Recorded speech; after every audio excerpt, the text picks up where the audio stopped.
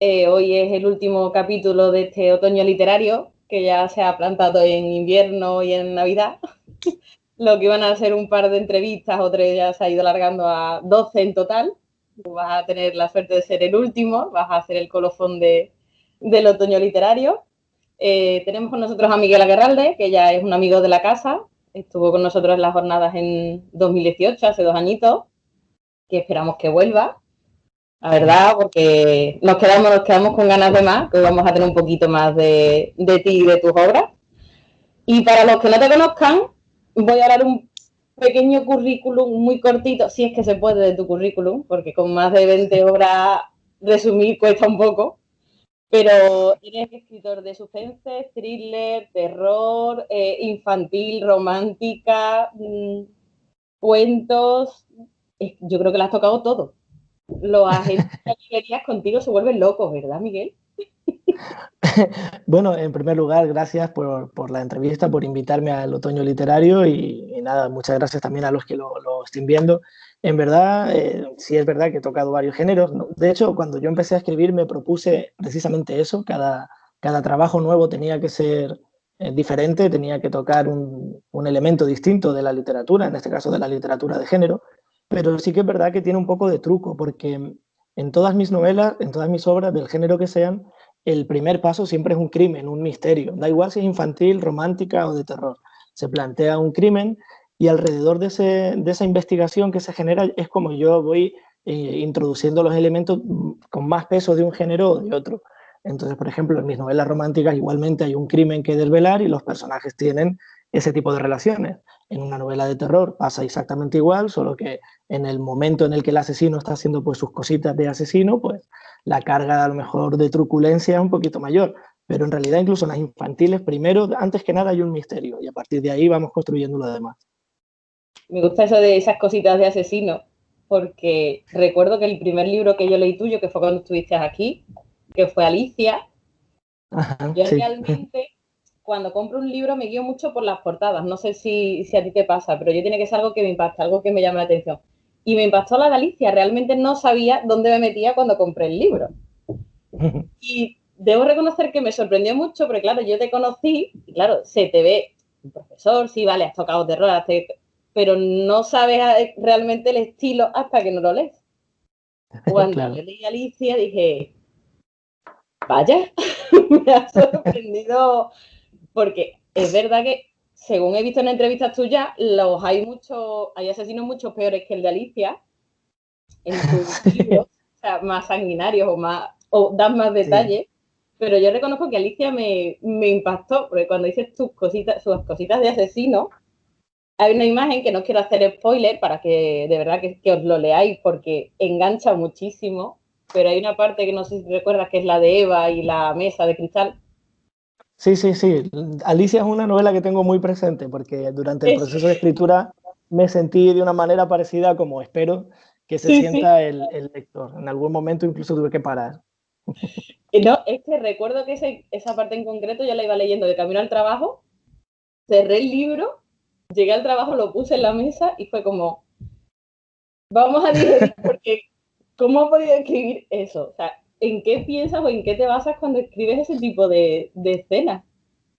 Sí, a ver, a mí lo que me importa mucho al escribir una historia es que la parte negativa de lo que sería el villano tenga suficiente peso como para que el lector se quede totalmente enganchado a qué va a hacer ahora, por qué lo hace, evidentemente, pero sobre todo hasta dónde va a ser capaz de llegar.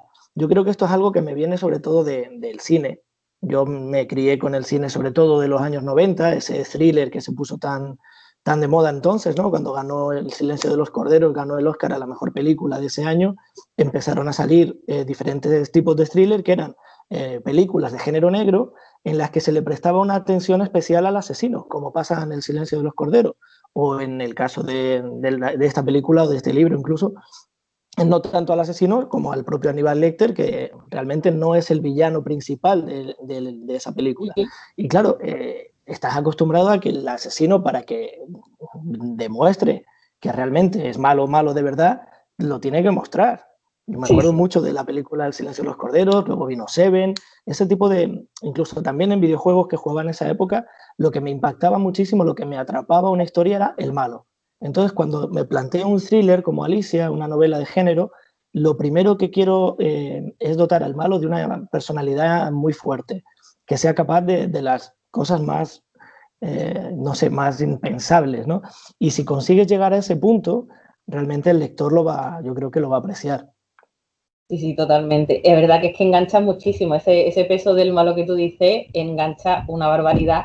Porque es lo que tú dices, está siempre es a ver qué va a hacer ahora, a ver qué va a hacer. Porque el Claro, bueno te puede gustar, pero en un momento dado te puede incluso aburrir. En esos capítulos que siempre se tienen en las novelas, que son capítulos valle, a lo mejor claro. te puedes desconectar, pero contigo es imposible desconectar. O sea, es que No, yo llevo además, 2 semanas con 3 libros a la vez. O sea, mañana, tarde y noche y no lo el suelto. libro en Alicia además me lo pasé muy bien porque en lugar de poner a un solo asesino, desglosé la personalidad o lo que representaba el mal en esa novela, lo desglosé en tres. Hay tres personajes con comportamientos de villano Sí, y sí. me lo pasé muy bien porque uno es un poco más metódico, otro es más calculador, otro es más animal y realmente en Alicia el tratamiento psicológico que suele hacer del villano me resultó muy, muy emocionante porque eso, porque eran tres que se entrelazaban, no llegaban, tú no tenías muy claro cuál iba a ser el siguiente en aparecer en la vida de la protagonista y fue una novela que me gustó muchísimo escribir, sí.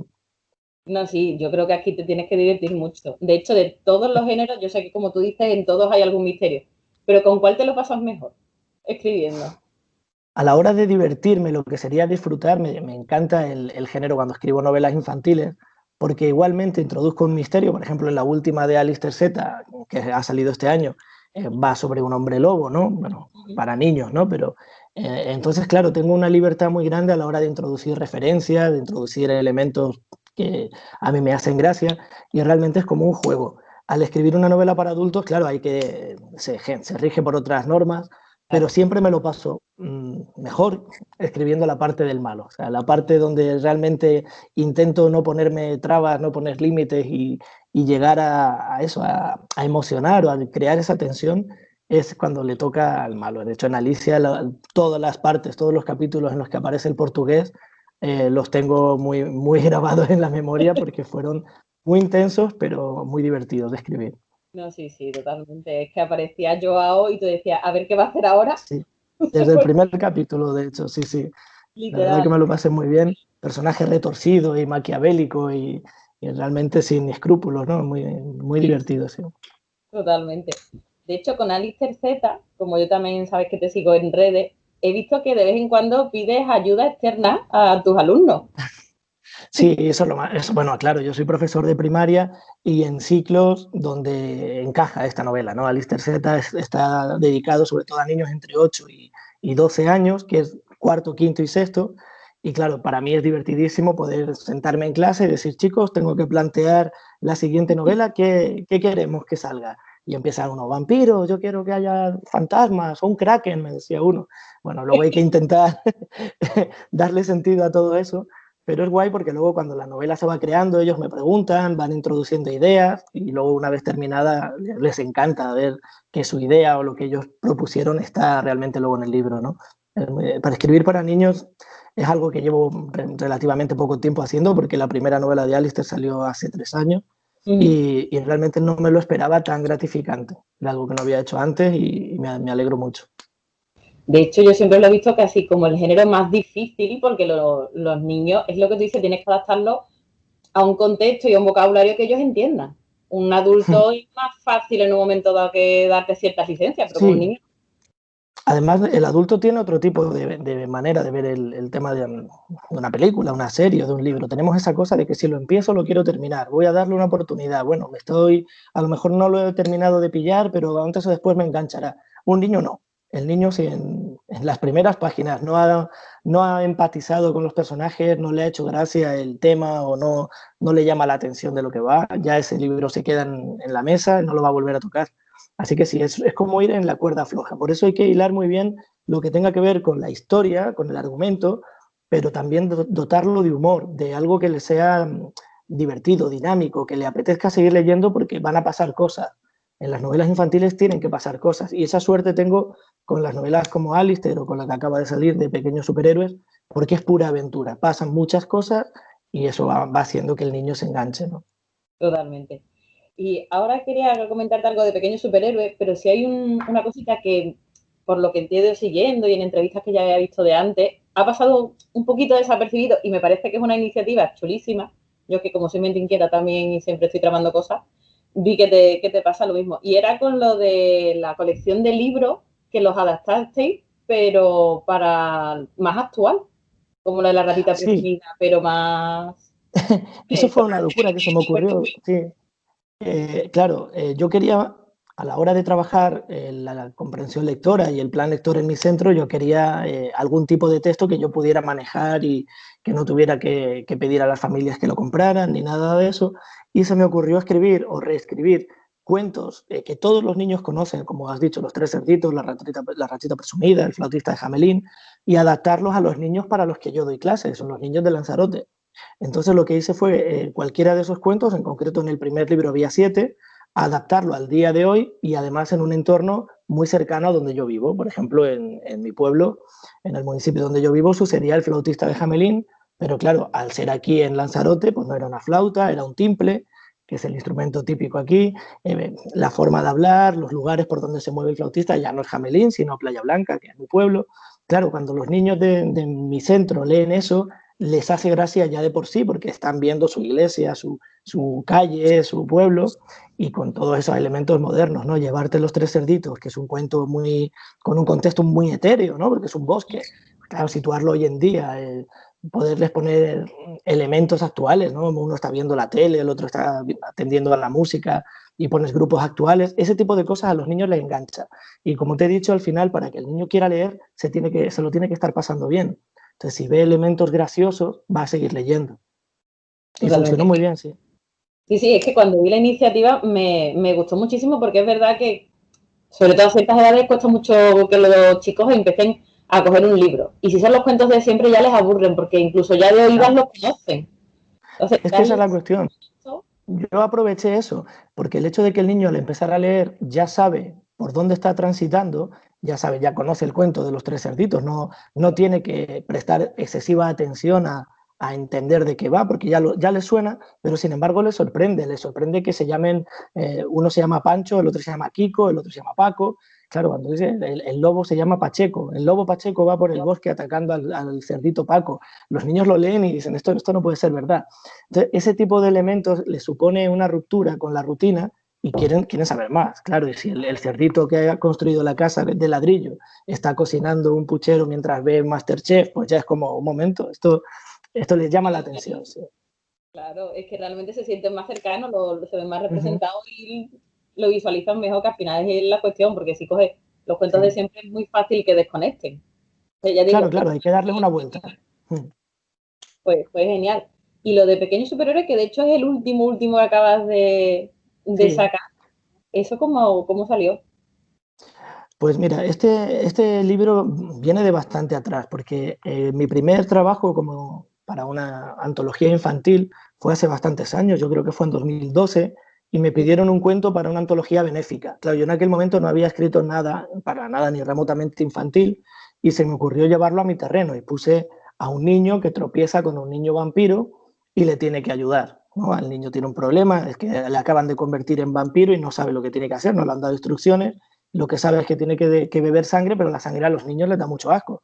Entonces, de entrada, con ese juego de que el niño vampiro tiene mucha hambre porque no quiere ni de lejos probar la sangre, pues se me ocurrió todo el cuento. Y el protagonista es un niño que va, se me ocurrió, no sé, de estas cosas que surgen de repente. En aquel momento, pues este niño iba disfrazado de Batman, iba con un traje de estos de musculitos y tal de Batman. Bueno, esa historia quedó ahí, se publicó en Ilusionaria, que fue una antología benéfica, y muchos años después me surgió la posibilidad de dotar, o sea, de escribir más cuentos en esta línea. Lo que hice fue, en vez de continuar con este niño que iba disfrazado de Batman, puse 2 o 3 niños más, uno va de Superman, otro va de Wonder Woman, y la premisa es que se tropiezan en su día a día con alguien que necesita ayuda. Y en lugar de pedir ayuda a un adulto, pues estos niños que van con ese disfraz de superhéroes dicen, yo soy Superman, yo te ayudo. Pues casi como un juego surgió cada uno de estos cuentos y es una manera también de trabajar con los niños la autoestima, la solidaridad, bueno, todos estos valores de ayudar al prójimo, ¿no? Una vez planteado la historia, ya simplemente fue crear un chiste, ¿no? Que cada cuento fuera divertido, y luego la ilustración, que es de Lourdes Navarro, que ha quedado preciosa, la verdad que es una ilustradora genial, y el cuento está funcionando súper bien. Hoy mismo lo hemos presentado aquí en donde yo vivo, en Playa Blanca, y ha sido un exitazo, así que muy contento. No me extraña. Es que es verdad que además los niños son súper agradecidos con esas cosas y como enganches ya sabes que vas a tener lectores para siempre, porque conforme crezcan van a seguir leyendo tus libros, pero ya más adultos. Ojalá, ojalá, desde luego, ojalá. Sí, normalmente sí. Además, cuando ellos ya son tan fieles, porque pasa yo lo he visto en otros autores que también escriben para niños, que básicamente los libros se los beben y es quiero más, y Claro, conforme sí, te sí. vayas dando su edad, van a seguir queriendo más. Entonces, yo creo que tú estás haciendo una cantera de lectores propios. Pero es lo que dices tú, o sea, yo no he terminado de sacar el nuevo de Alistair y ya me están pidiendo el siguiente y el siguiente. Sí, Y de sí, hecho sí. son así, los niños no controlan este tema de tiempos y demás, y no es raro que me pregunten que cuándo sale el cuarto. Yo, pero si no lo he escrito todavía, dame tiempo. Pero hay que Sí, coger la sí, ellos distancia. quieren más y más. Sí, sí, Sí, sí. sí, sí, sí.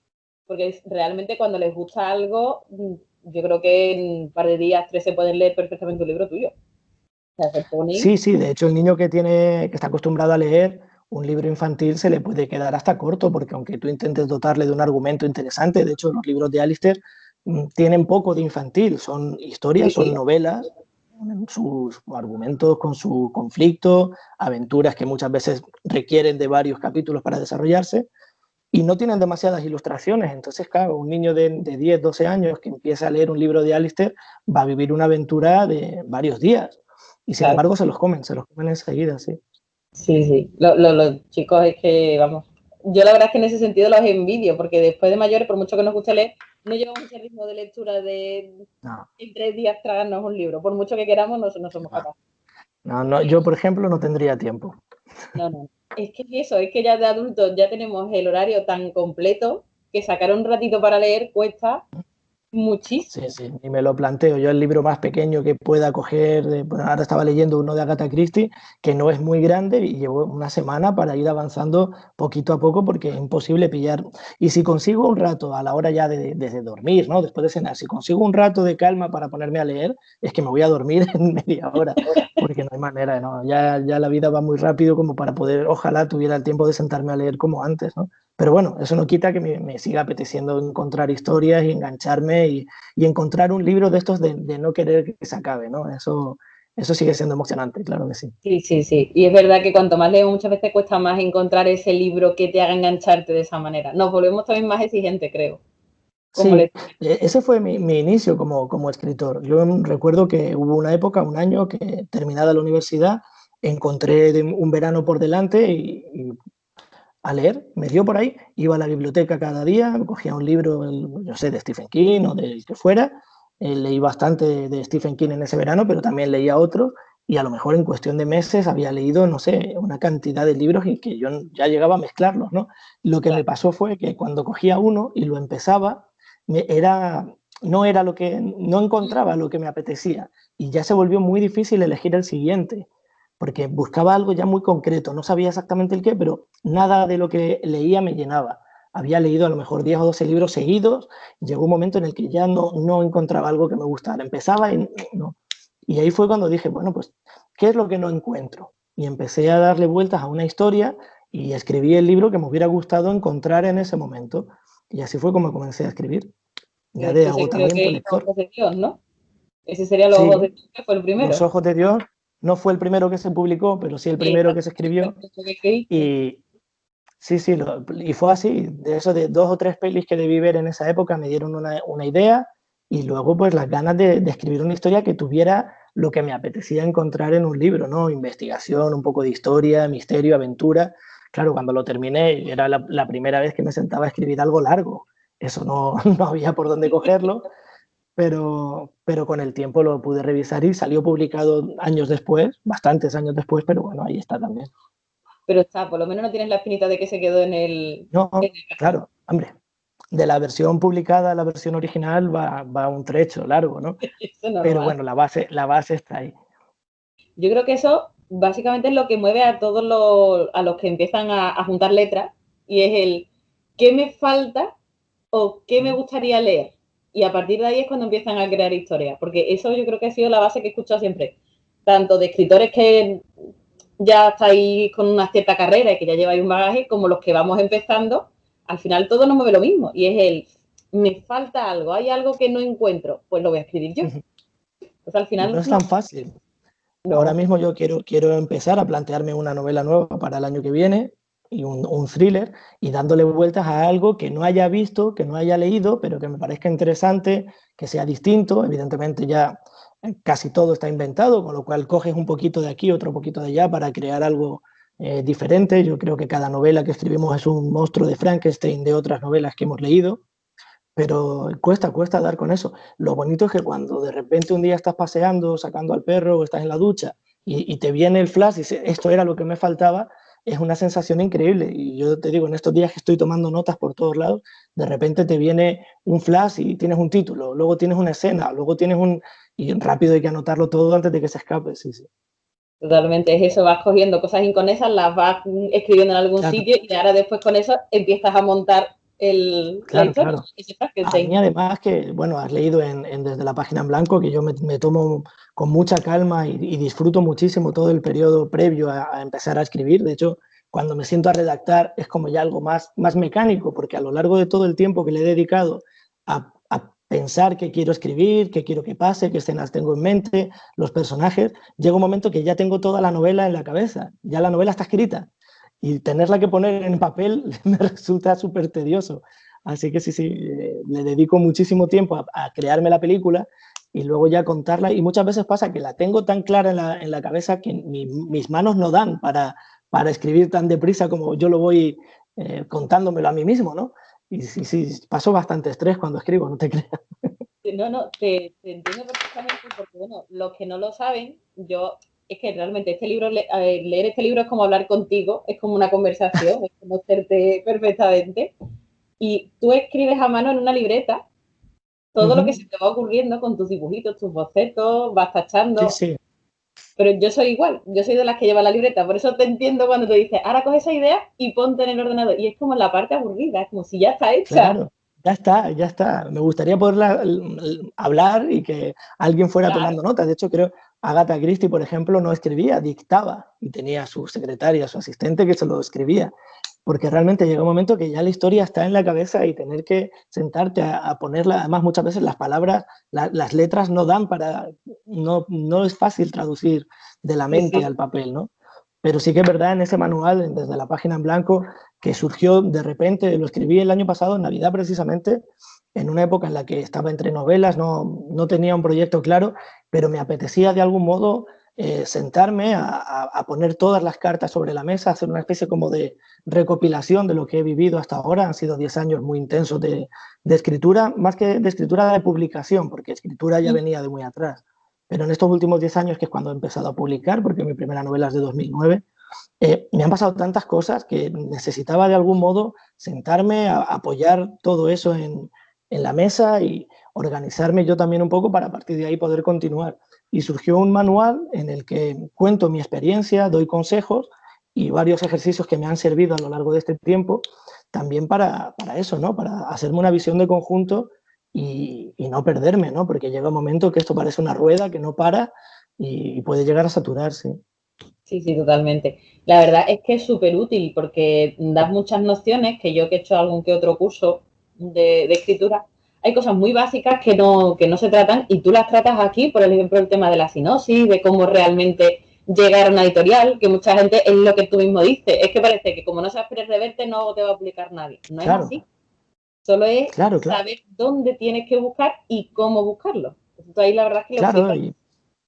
y muchas veces la gente que empieza, yo aquí en donde yo vivo doy talleres de escritura y conozco a muchas personas que están terminando un texto o tienen un texto que quieren mover, y es que no hay información, porque la información se encuentra en Internet, pero es todo como demasiado abstracto para el que no lo sabe. El que no sabe que tiene que fijarse en el número de palabras, que parece una obviedad, pero no es tan fácil, o que te van a pedir un resumen de tu obra, gente que se agobia mucho si no ha escrito nada, si le piden un currículum literario y dice, ay, pero yo no tengo nada que poner. Todas estas serie de cosas yo las intento explicar, como tú has dicho, con mi propia voz. No es un manual en el sentido didáctico y académico. Yo cuento las cosas como se las contaría a cualquiera de las personas que están en mi taller de escritura. Intento que sea, pues eso, lo hablaba con la editora, con Carmen, porque el libro es de Cazador y Carmen Moreno es la editora, y yo cuando se lo mandé se lo dije, digo, no es un libro literario, no vas a encontrar una escritura, una redacción elaborada, soy yo hablando.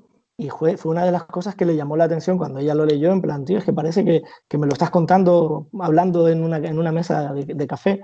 Y esa era la intención. Yo, con toda la honestidad del mundo, explicar lo que yo he vivido, lo que creo que funciona, que luego a cada autor que conocemos le ha ido de otra manera. Y bueno, si puedo ayudar a que alguien que tenga dudas, pues se le solucione alguna, yo encantado. De hecho, el manual ya ves que es chiquitito, es manejable, es para llevarlo encima, económico, y se trata simplemente de que sea una ayuda, que espero que sea útil. Sí, sí, totalmente. De hecho, es lo que te digo, yo soy una persona de las que los libros los tiene súper pulcros, no me gusta doblarle las esquinas, los tengo como si estuvieran recién sacados de la librería. Y yo ya he empezado a hacerle tachones, a hacer anotaciones. O sea, es que es un manual, pero vamos, yo de verdad, y además que yo que conozco a Carmen también, que tengo la suerte de conocer a tu editora, es que me la imagino, yo sé que le encantó desde el momento en que se lo entrega. Porque además a ella le gustan Sí, cosas también diferentes, entonces te saliste un sí. poco bueno, tú sueles salirte un poco. Yo no tengo. No, pero sí es verdad que publicar un manual de escritura siendo un escritor como yo, que no soy especialmente conocido, es un poco temerario, ¿no? Porque hay muchísimos manuales, ¿no? Hay muchísimos manuales escritos por autores ya consagrados, incluso por editoriales especializadas en esto. Y lo mío no es tanto, se llama manual de escritura, pero simplemente es una charla. Son ejemplos, consejos, ideas. Y tenía que ser informar porque no, yo no lo podría hacer de otra manera. De hecho, yo creo que así incluso llega más a la gente que lo lee, sobre todo el que está empezando, como la gente que tú puedes tener en el taller, que están súper perdidos, que realmente no saben qué hacer. Es como, vale, he escrito esto, ¿qué hago ahora? Y cogerte a lo mejor Claro, un manual mucho más correcto de una editorial, se va a claro. perder mucho. Lo tuyo Y hay es, muchas nociones, si te das cuenta, si lo estás leyendo, ¿no? La parte en la que habla de ortografía, de vocabulario, de semántica, intento quitar mucho mito a todo eso y darle la importancia que tiene. No es un manual en el que vayamos a poner excesivas normas o vamos a ser, no, vamos a ser claros, vamos a intentar ser honestos, directos, que la gente entienda que evidentemente si vas a mandar un libro o quieres que alguien lea tu libro, tiene que estar bien escrito, pero bien escrito, no hace falta ni más ni menos.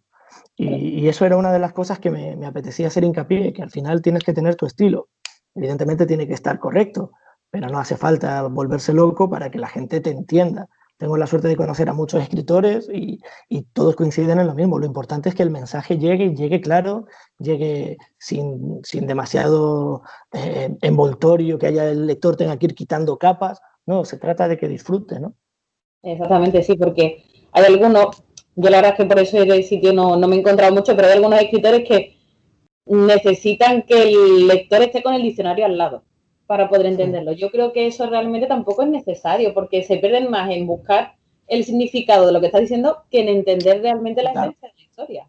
Hay algunos que les gusta mucho oírse, les gusta mucho leerse y les gusta que el lector, cuando está leyendo su libro, oiga la voz del autor. Hay varios ejemplos muy, muy claros, ¿no? de autores que ya escriben para sí mismos, para gustarse, ¿no? Yo creo que, en mi caso al menos, el peso lo tiene que tener la historia, y ya sea un libro como Los infantiles, ¿no? O sea un libro como Todo aquello que nunca te dije, o Alicia, o Los espectros de Nueva Ámsterdam, que tiene muchísimas más páginas. Se trata de que cuando la gente lo lea, lo entienda, lo disfrute y sobre todo no sé, lo haga suyo, ¿no? Si le vas a poner trabas o unos giros muy complejos, unas metáforas demasiado elaboradas, al final se aleja de la historia, que es donde realmente yo al menos es a donde quiero ir, ¿no? Claro, al final realmente es que tú estás contando una historia y lo que quieres es que la gente escuche esa Claro. historia. Uh-huh. Una cosilla que te quería preguntar, que creo que es la típica pregunta que te habrá hecho todo el mundo, pero viene relacionado, viene por algo. No va a ser lo de mapa o brújula, porque eso ya está más que... Eso es habitual también, sí. Esa es la típica pregunta de ¿eres de mapa, de brújula? Yo me quedo con la respuesta que nos dio una de las escritoras en una de las jornadas y es, yo soy de GPS, yo tengo un mapa y después yo hago lo que me da la gana y dije, es la mejor definición de escritor que he visto. Tal cual, sí. Creo que fue la mejor, que fue la compañera Concha Perea. ¿Y cuánto sueles tardar tú más o menos en hacer una historia, en crear y escribirla? Depende mucho de la historia, evidentemente. Una historia, no me refiero tanto al número de páginas, sino a la complejidad que tenga. Por ejemplo, seguramente el libro más corto que he escrito para adultos sería Despiértame para verte morir.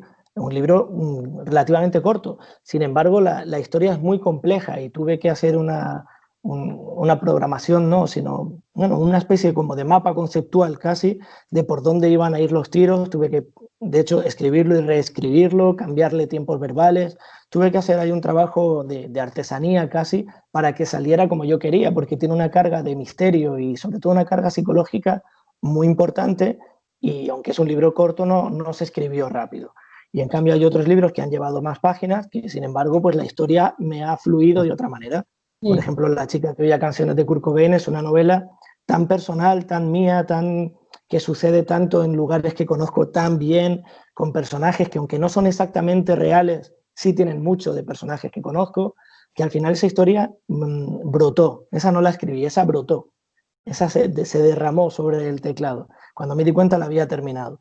En todo aquello que nunca te dije hay algo parecido a eso también. Hay fases donde requirió más tiempo, hay partes que tuve que elaborar, pero luego hay otras que salían solas, ¿no? En Los espectros de Nueva Ámsterdam, que son 700 páginas, he tardado casi 7 años en escribirlo, pero es que había mucho que investigar, había mucho que planificar, porque claro, es una novela situada en el futuro muy lejano. Entonces, la historia es la que determina cuánto tardo. Normalmente nunca voy a tardar menos de un año, año y algo, y además es que no hay ninguna prisa, porque ¿a dónde vas hoy en día con las dificultades que hay para colocar libros en editoriales o para que se vendan? Cuanto más tiempo tengas el libro en tu ordenador y lo puedas trabajar y lo puedas mimar y lo puedas cuidar, mejor, porque una vez lo envíes ya lo pierdes, ya entran muchas manos ahí. Así que Claro, cuanto más tiempo lo tengas en tu poder, mejor. Y yo no tengo nunca prisa en terminar. totalmente. Además que, claro, por un lado te preguntaba, porque en los dos últimos años ha ido sacando 7, 8 en total en los dos últimos años, entre 2019 y 2020, pero claro, me sorprendió mucho porque precisamente de Los espectros de Nueva Ámsterdam hablas desde la página en blanco y hablabas de eso, de que ese libro llevaba gestándose esos 7 años, llevaba ya Claro, muchísimo tiempo. claro. Es que es eso, el tema del número de libros que se publican en un año muchas veces no depende, bueno, muchas veces no, nunca, nunca depende de mí. Yo termino un trabajo y lo envío a una editorial. Sigo escribiendo la siguiente historia y se lo envío a otra editorial. Y por tiempos de la programación de esa editorial o por tiempos en este caso, pues imagínate, con la pandemia todo se ha ido acumulando, ¿no? Pues al final se van juntando varias historias. Y por ejemplo, en el año 2019 salieron, yo creo que 3 libros, salió uno infantil en febrero, luego salió el de Todo aquello que nunca te dije, que tenía que haber salido en abril, pero al final salió en mayo o junio, y luego Los espectros de Nueva Ámsterdam salieron en noviembre. Ojalá hubieran tenido más espacio, pero al final las editoriales van colocando en su programación anual, y bueno, yo siempre digo que mientras que no sean novelas que se vayan a solapar porque sean de un género diferente, tengan un público objetivo diferente, evidentemente la gente que lee Todo aquello que nunca te dije no siempre va a ser la misma que lea Los espectros de Nueva Ámsterdam. Son novelas totalmente diferentes, ¿no? Ojalá se animaran. Pero luego, por otro lado, está la circunstancia de que si a alguien le gusta lo que escribo, pues quizá leyendo el libro de todo aquello en junio, en noviembre esté perfectamente dispuesto y con ganas de leer Los espectros, ¿no? Yo lo que hago es escribir y enviar a las editoriales. Si les gusta y lo quieren publicar, no miro fechas porque al final esto es aprovechar el momento también, ¿no? Si una editorial te dice que quiere tu libro, no le va a decir, vale, pero espérate año y medio porque primero, si le gusta, pues para adelante. Claro, no, totalmente, no está la cosa para decirle eso, espérate y ya Claro, cuando vea... No, no, no, totalmente. pero nunca son, no, ninguna de esas novelas, quizá todo aquello un poco más, pero también llevaba tiempo preparándola, pero normalmente no es una cuestión de que escribo la novela este mes y dentro de 2 meses sale. Las novelas que estoy publicando, que tú ves que han salido varias en el mismo año, vienen de muy atrás. Por ejemplo, Los ojos de Dios salió en 2010 y yo la había escrito en 2002. Despiértame para verte morir, que la escribí en 2005 y salió en 2018. O sea, que no es que mucha gente me lo comenta, ¿no? En este tiempo habrás escrito no sé cuántas novelas. No, no, yo escribo una. Lo que pasa que hay algunas que vienen de atrás y se publican cuando se publican, pero no, para nada soy un escritor rápido, todo lo contrario. No, y de hecho es que es lo que tú dices, al final tienes que ir cuidando muy bien la obra porque cada vez las editoriales son mucho más, te van buscando que tengan más calidad. Además, cuando ya tienes un cierto nombre, siempre te van a ir pidiendo un puntito más. Entonces, claro, ese puntito más significa que tienes que tener tú más tiempo la novela en tus manos a prepararla. Sí, sí, que no hay ninguna prisa, porque al final luego una novela que llega a la librería en este preciso instante, en 15, 20 días, un mes, ya no está en las librerías. Entonces, hay que pensarlo bien, ver en qué momento es más, no sé, más conveniente enviarla a la editorial, que tú ya la veas, digamos, redonda. Luego todo el proceso de edición, eso lleva a otra revisión posterior. Bueno, no hay ninguna prisa. Lo bonito a mí, me parece que lo bonito es escribir. Publicar es un rollo, es un estrés, es un agobio, que si se vende, que si se distribuye, que va, yo me lo paso bien escribiendo, todo lo demás es la parte fea. Todo lo demás ya es cosa de la editorial. Y hay un concepto que tú nos hablaste cuando estuviste aquí en la jornada, que después también lo tratas en tus libros y que reconozco que a mí me enamoró de ese concepto. De hecho, contaste que lo utilizabas mucho en clase. Y es lo del tarro de galletas. Entonces, me gustaría que nos contaras qué consiste ese tarro de galletas y cómo rellenas tú ese tarro de galletas. Bueno, en verdad el concepto no es mío, es algo que aprendí en psicología hace muchísimos años en la carrera de magisterio, y es que los niños tienen una enorme imaginación y lo asimilaban en ese momento el profesor que habló conmigo, y no recuerdo bien cómo surgió eso, con un tarro de galletas, ¿no? Es un tarro de galletas que está lleno. Cuando somos pequeños tenemos una imaginación desbordante, nuestro tarro de galletas está entero. Y a medida que vamos creciendo nos vamos comiendo esas galletas y llega un momento en el que una persona adulta te puede decir que no se le ocurre nada, que no sabe cómo empezar un escrito, un texto, porque no le vienen ideas, no tiene inspiración. Hombre, ese tarro de galletas, a medida que nos las vamos comiendo, hay que volverlo a rellenar para que nunca se vacíe.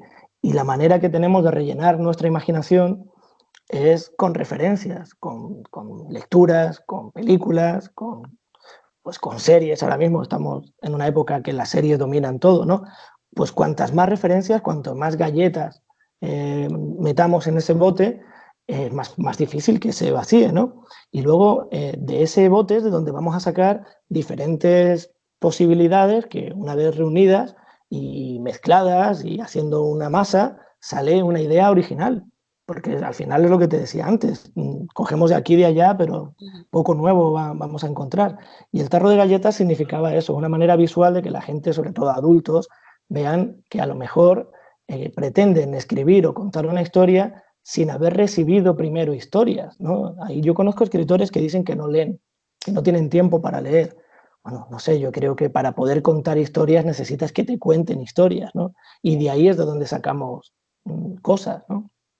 Totalmente, es que es lo que tú dices, si al final no vas rellenando, al final yo creo Claro. que incluso los textos mismos se tiene que notar que empiezan a ser todos muy parecidos porque si no metes nada nuevo, no te Claro. enriqueces, Uh-huh. tus mismas historias al final Efectivamente. acaban pareciéndose. Y es obvio, no puedes evitar caer en el cliché si es con lo único que te has formado, ¿no? Hay que leer. Y yo siempre se lo comento a los chicos y a las chicas en el taller de escritura. A lo mejor tú te planteas que lo tuyo es Stephen King, lo tuyo es el terror y ya está.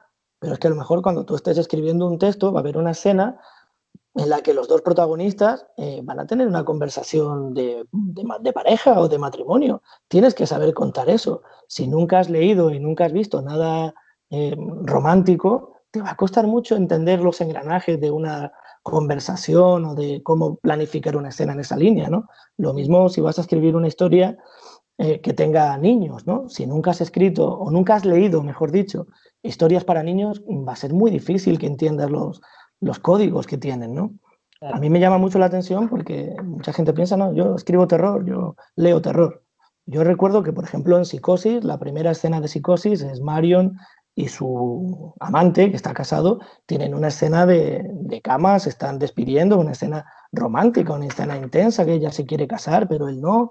Eso no lo puedes escribir si no te has formado también en literatura, digamos, romántica.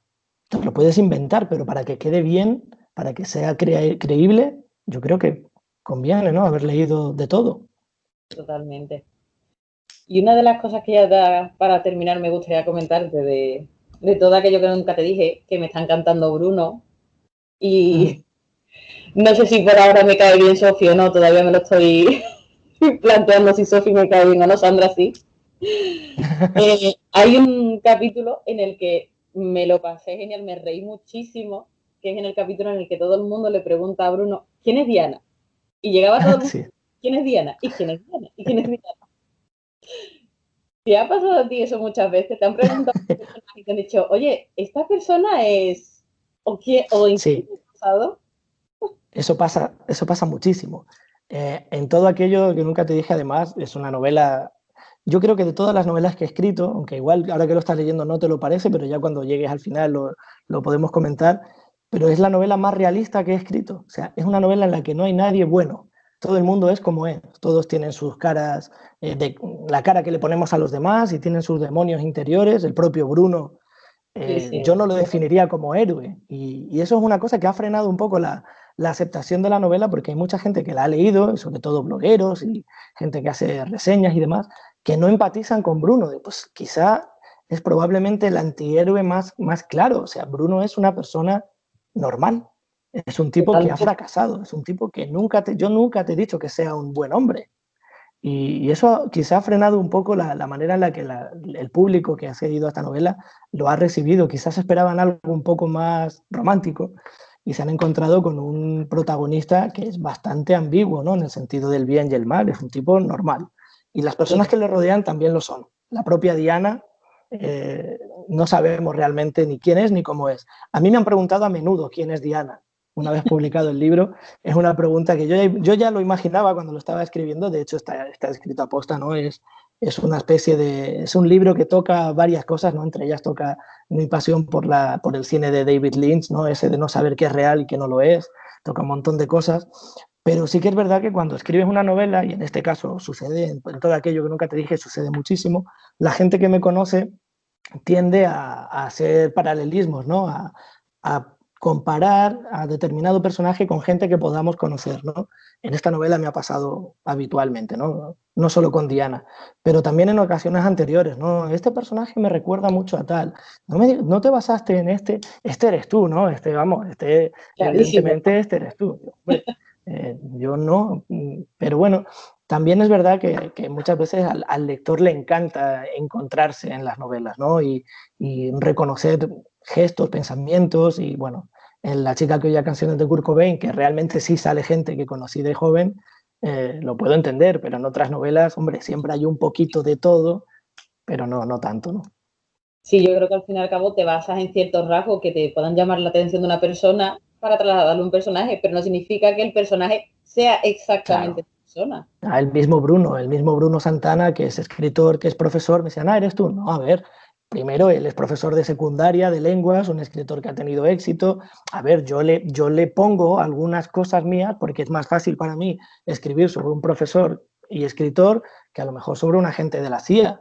Bueno, Claro, pero para esta historia en concreto necesito que sea un escritor y un profesor. En otras historias no sale nada que tenga que ver conmigo. De hecho, nada. en la mayoría de mis libros los protagonistas son mujeres que Mm. no tienen nada que ver con cómo soy yo. Pero sí que es verdad que nosotros siempre tenemos que, a la hora de hacer nuestros personajes, ¿no? Como el que modela con arcilla, ¿no? Le vas poniendo rasgos y los que te vienen a la mente son los que conoces, ¿no? Cada personaje necesita unas cosas y tú la buscas en la gente que conoces. Es muy difícil pensar en un personaje totalmente desconocido para el autor. Siempre hay alguien que te pone algo, ¿no? Del que sacas algo. Es normal. De hecho, yo cuando leía, a mí, de hecho, me cae bien Bruno precisamente porque lo veo una persona muy real. Y es así de simple, una persona real y tiene sus cosas buenas y sus cosas malas, como tú dices. No, no creo A mí que me es encanta Bruno. el escritor perfecto que lo hace todo bien, que es súper educado en todo. No, tiene sus defectos como A cualquier. mí me encanta porque es un mal escritor, que es un mal marido, que es un mal compañero, que es un mal profesor. O sea, somos todos. Todos tenemos días buenos, días malos, todos hemos dejado a alguien con un mal gesto, todos hemos agradado a una persona y luego la hemos defraudado sin darnos cuenta. Y Bruno Santana es eso. Bruno Santana es un personaje real. Y por eso te digo que de todos los que he podido escribir, yo creo que el más honesto, el que más podría encontrarse en la calle, sería Bruno Santana. Sí que es verdad que dentro de una novela romántica o que se ofrece al público como novela romántica, además, pues ya ves la portada con los colores, con los candados, realmente es una novela romántica en su esencia, un personaje tan crudo quizá choque, pero yo lo adoro. Yo, vamos, no me gustaría parecerme a él ni que me pasase nada de lo que le pasa a él, pero realmente tiene mucho de mí, pero también tiene mucho de otras personas y creo que realmente es para mí mi mejor personaje hasta ahora. Incomprendido o no, no lo sé, pero yo la verdad que es una novela que le tengo mucho cariño. Yo la verdad es que cuando lo leí lo pensé, digo, seguro que te han comparado con Bruno y te han dicho, Bruno eres tú. Totalmente. Siempre. Profesor escritor, digo, el ¿quién es Diana? Ha sido contigo desde Bruno eres tú. Eso ya Es me muy lo... divertido porque, como te digo, es una novela que yo utilizo mucho el juego 2, realidad y ficción, y me llega comentarios de gente que la ha leído y me para preguntarme por el final, para preguntarme por esto, por lo otro, y es bonito, ¿no? Pero llega un punto en el que dices, bueno, tú saca tus propias conclusiones y a ver qué te parecen. Yo he soltado la historia como tú la interpretes, cosa tuya, no es Claro, mía. claro. Además, me encanta porque es una novela tan de la calle, tan real, que es que en la vida nadie te explica nada. Y de hecho, cualquier cosa, bueno, tú vives en Écija, cualquier cosa que pasa en un lugar pequeño como donde vivo yo, para el vecino del quinto ha sucedido una cosa, para el del bloque de enfrente ha sucedido otra, y en la realidad seguramente no se parece a la versión de ninguno de los dos. Y eso es lo Totalmente. que quería poner en la novela. Cada personaje tiene su forma de verla. Me encanta cada uno de los capítulos, incluso las partes que tienen que ver con Sofía, ya irás leyendo más sobre ella, es real. O sea, me decía alguien, ¿cómo va a estar una alumna y su profesor? ¿Me vas a decir tú que te sorprende que un profesor de secundaria con una alumna de segundo de bachillerato haya una conexión? ¿Te va a sorprender? ¿Te parece irreal eso? Sí, pero Yo me creo lo han que dicho, eso es ¡hala, hala! La alumna, digo, ¿qué alumna? Y luego, bueno, habrá que ver realmente qué sucede y qué no sucede. Una cosa que sí que me gusta mucho de esa novela y que quizás no lo terminé de explicar, la historia está contada en primera persona, de hecho la cuenta el propio Bruno. Sí, sí. Cada uno se creerá o le dará crédito a lo que crea, pero el que la cuenta es el propio Bruno. Claro. Es que utiliza el blog precisamente para eso. De hecho, me Claro, parece eso muy bueno a la hora de que la gente empatice, o debería por lo menos empatizar más claro. al estar escrito Pero así. cuánto de lo que realmente escribe, cuánto es real, cuánto no lo es, cuánto es lo que él quiere dar de sí mismo a los demás. Normalmente las partes malas de uno mismo no las ponemos, ¿no? Yo la verdad que le tengo mucho cariño a esa novela. No, la verdad es que yo te digo, a mí me está encantando y me río mucho porque me imagino también el proceso tuyo a la hora de escribirlo. Digo, te has tenido que divertir un montón con ciertas partes, segurísimo. Digo, con lo de Sí, Diana sí, me reí muchísimo y decía, es que es tan real lo de que te es pregunten una real, si es alguien conocido. O es sea, que muy me... real. Sí, sí. Y de hecho esa novela la escribí dos veces, se puede decir. Yo tenía la historia real en un lado y en otro lado lo que iba a contar de ella. O sea, la manera en la que le iba a trasladar y lo que iba a poner y lo que iba a quitar y lo que iba a añadir y lo que iba a esconder estaba en el otro lado, ¿no? Tenía como dos guías, ¿no? Para saber lo que era real y lo que luego él iba a contar. O sea, hiciste primero el iceberg y después solamente lo que Sí, es la punta que dejas ver y no todo lo que evidentemente, sí, hace. sí.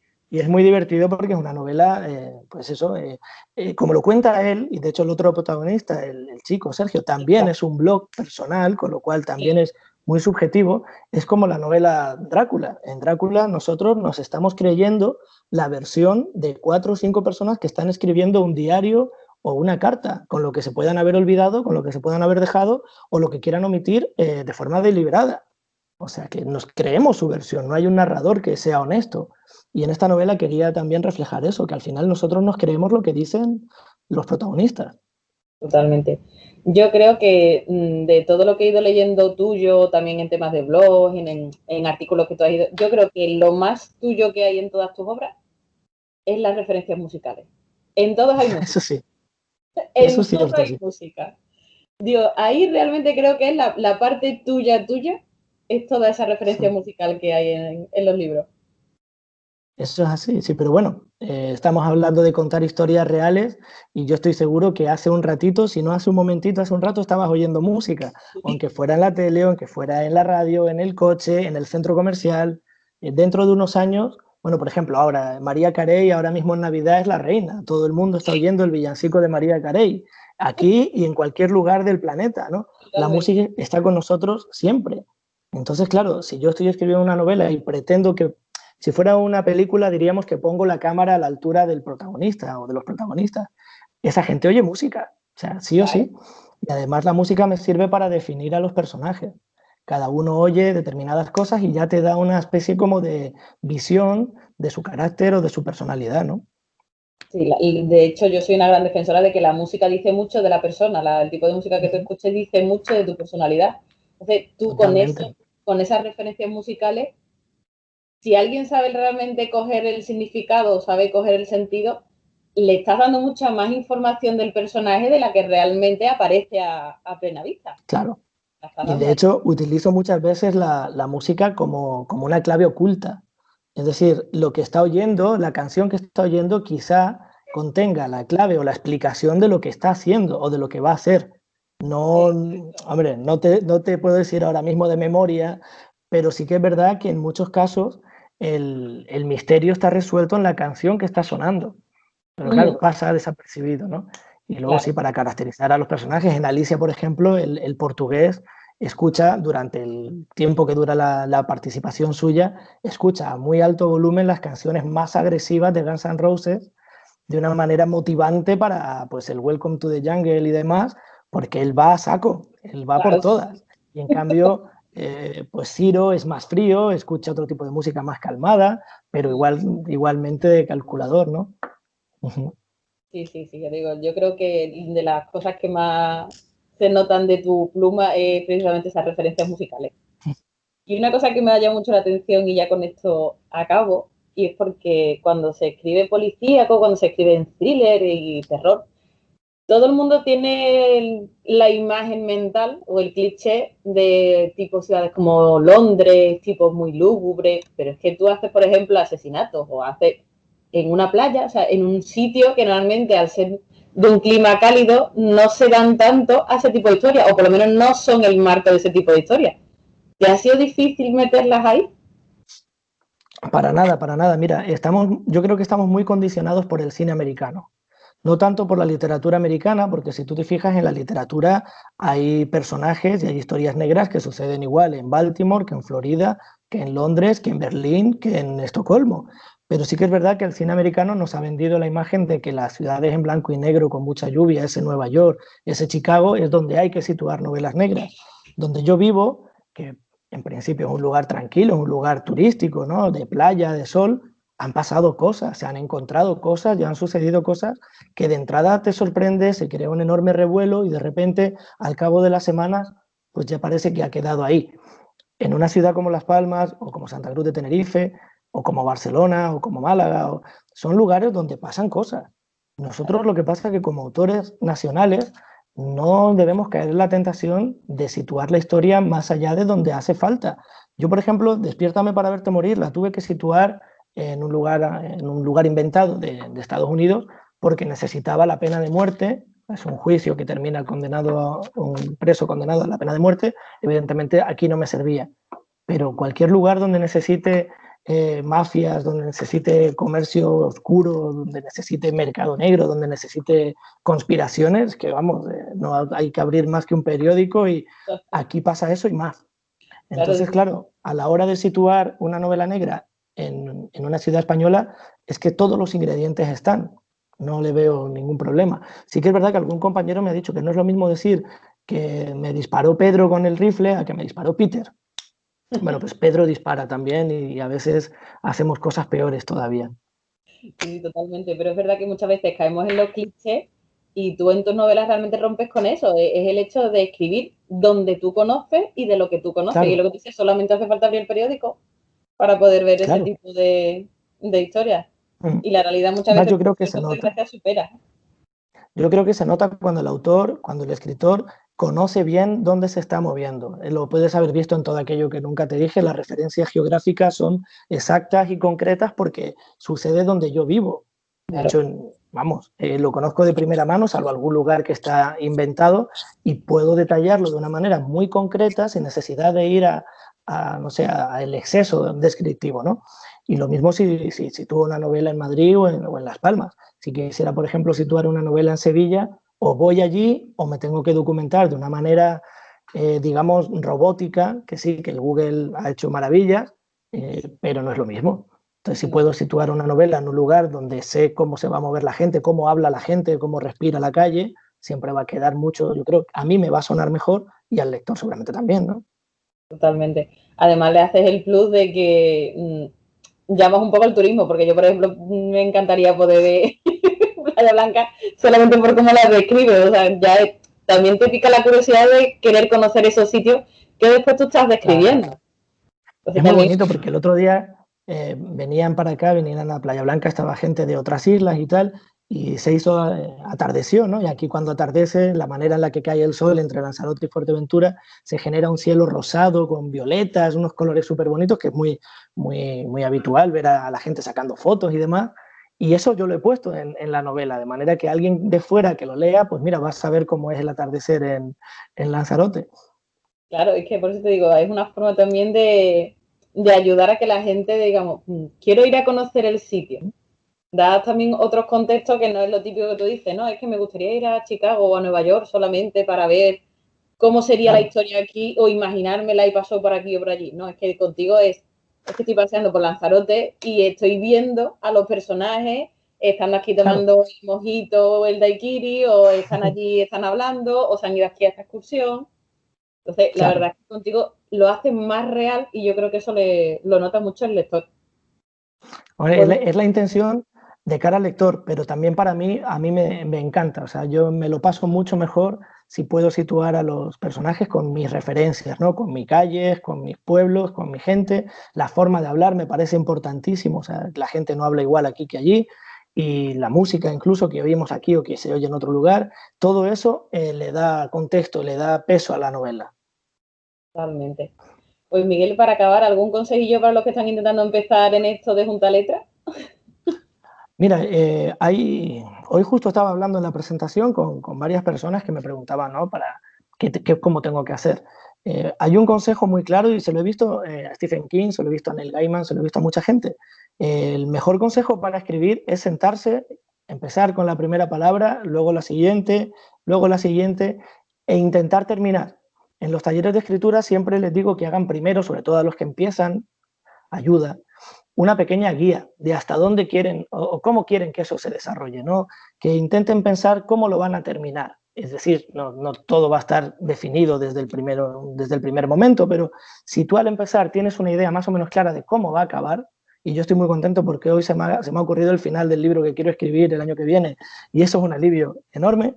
Si tú más o menos sabes cómo quieres acabar, te va a ser mucho más sencillo llegar hasta ahí. Pero si esperas a que la inspiración llegue de repente a mitad de camino y no lo has hecho nunca, puede que no la veas, que igual la pase y te la pierdas. Así que a los que empiezan sí les diría que anoten, que tomen muchas notas de ideas, de tal, e intenten ver un pequeño bosquejo del camino que quieren seguir y que Claro, se ciñan a eso. A medida que cojan experiencia ya no tendrán que anotar nada y las cosas salen de otra manera. Pero por lo menos al principio conviene no escribir a lo que salga, sino tener una idea de lo que quieres hacer. sí, tener una pequeña escaleta por lo menos para ir Sí, guiándote. cada uno lo que necesite, pero si tú escribes sin nada, claro, tú hablabas antes de escritores de brújula o de mapa. A ver, cuando eres un escritor novel y no lo has hecho nunca, ya no tanto novel en el sentido de que no has publicado, sino tu primer texto escrito, y estamos hablando de una historia que se puede ir a muchos capítulos, muchas páginas, una novela larga, hombre, escribir con brújula, si no lo has hecho nunca, es muy posible que te pierdas y llegue un momento en el que te agotes. Y si además tienes otro trabajo, tienes otras ocupaciones, no le puedes dedicar tiempo diario, a lo mejor para cuando te puedas volver a sentar, se te ha ido totalmente el hilo de lo que estabas haciendo. Yo recomiendo al principio una pequeña escaleta, ya cada uno le pondrá el relleno más o menos concreto, ¿no? Pero ayuda al que está empezando, claro que sí. Es como cuando te compras un juego de Lego. No es lo mismo construir el castillo o la nave espacial sin nada que mirar las instrucciones, ¿no? Al principio, Sí, luego ya lo podrás escribir, o sea, podrás construir sin nada, ¿no? Pero al totalmente. principio ayuda. No es lo mismo empezar con un barquito que intentar hacer la estrella de la muerte. Claro, Ahí claro. ya paso y con un guión Nos primero. ha pasado a todos que compramos una mesa en Ikea y bueno, esta es fácil, esta no necesito el manual y luego te sobran 7 tornillos y 2 tablones, ¿no? Pues Al principio conviene mirar las instrucciones, que para eso alguien se ha molestado en hacerlas. Y en Totalmente. literatura las instrucciones las hacemos nosotros mismos, ¿no? Lo que te comentaba antes. Yo para los espectros de Nueva Ámsterdam, esas instrucciones que me tuve que hacer fueron lo más divertido de todo el proceso. Cuando empezaba a meter cosas, lluvia de ideas, ahí quiero que pase esto, ahora lo otro y tal. Luego al proceso de redacción, además, entraron cosas nuevas, con lo cual el disfrute fue máximo. Sí que es verdad que llegó un momento que yo decía, por favor, quiero acabar esta novela ya y no sé cómo, cuánto me falta para llegar a ese capítulo que tengo en mente, ¿no? Pero bueno, esa parte es muy divertida. La planificación para mí es como una primera escritura de él. No lo veo tanto como un paso previo, sino que forma parte de la escritura. Sí, sí, de hecho es lo que tú dices, la parte divertida. Ah, Yo claro, por y sin presión ninguna. A lo mejor hoy he decidido una cosa y mañana me apetece otra, pues borro o tacho y pongo otra cosa. Ahí nadie te va a decir nada. Luego ya cuando lo has escrito, cuando lo has terminado, de repente se te ocurre un cambio y madre mía, la que hay que liar, más vale que todos los cambios se te ocurran antes. antes. Sí, Sí, sí, porque después de coger y empezar a hacerle cambio al editor ya no le hace tanta claro. gracia. No, para nada, no, no lo llevan bien, ¿no? Por eso es mejor hacer las cositas antes y sobre todo disfrutar de ese proceso. Yo creo Claro. que al final el que escribe lo hace porque disfruta. Además, luego enseguida tú ves que teniendo una pequeña escaleta al principio, empiezas más seguro, ya sabes que a algún sitio vas a llegar, pero si luego en el proceso se te ocurren otras cosas, no hay que ser rígido, vamos. Si yo te enseño de los borradores que yo escribo en la libreta a lo que luego queda en el ordenador, es que vamos, ahí hay capítulos y fases enteras que ni se parecen y partes que no, que las leo en el cuaderno y digo, pero qué tontería más grande se me ocurrió aquí y me la salto y a otra cosa. Pero el hecho de tener un pequeño, una colchoneta, ¿no? Una red, me hace que cuando empiezo sé que al menos no me voy a perder, no lo voy a dejar a medias, no voy a dejarlo sin acabar. Y eso te da mucha tranquilidad, claro. Hombre, eso siempre. Pues Miguel, muchísimas gracias por compartir Nada, ahorita tío. con nosotros. De verdad estamos deseando de que la cosa mejore y te puedas volver Sí. otra vez de No, vuelta yo por aquí. encantado, desde luego, en cuanto podamos ya volver a viajar, ahora ya por lo menos aquí en Canarias nos estamos moviendo entre islas y bueno, alguna cosita se va haciendo y es como, wow, no me lo puedo creer. Cuando ya pueda empezar a ir de nuevo para la península, será un placer volver por ahí y charlar y tener un rato largo, porque hace 2 años cuando estuve se me hizo también muy corto, lo pasé súper bien, pero me hubiera gustado tener más días, a ver si hay ocasión. Queremos hacer una vuelta a lo grande en condiciones, que además ya cumplimos 5 añitos este próximo año, Sí, en 2021 ya 5 añitos y queremos hacer cositas algo más. pues a ver, ahí estaré A ver, si puede ser. si es posible, queremos contar contigo. Así que Perfecto, muchas gracias, Miguel, por compartir tu muchas tiempo. gracias. Nada, gracias a ti.